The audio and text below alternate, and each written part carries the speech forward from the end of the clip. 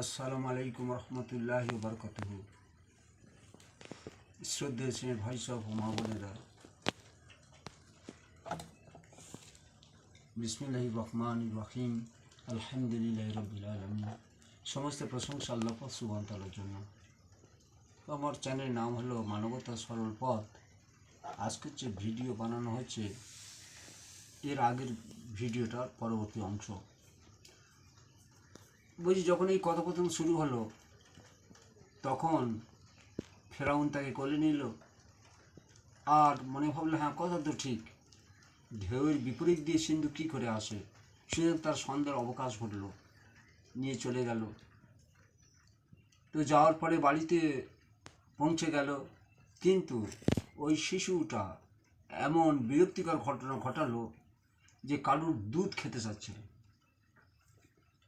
তখন মা আসিয়া বললেন, দেখো স্বামী, যদি আমার এই বাচ্চাটা মারা যায় তাহলে আমি কিন্তু বাঁচতে পারবো না।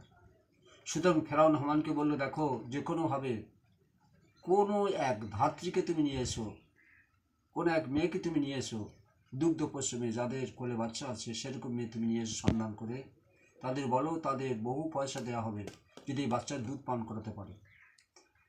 সে চেষ্টা করলো, কিন্তু কোনো যত মেয়ে এসছিল কারুর দুধ পান করতে চাচ্ছিল না। তো আমরা এই ঘটনাগুলো পরবর্তী এক এক ধাপে আমরা লক্ষ্য রাখবো কীভাবে ঘটনাটা ঘটতে চলেছে।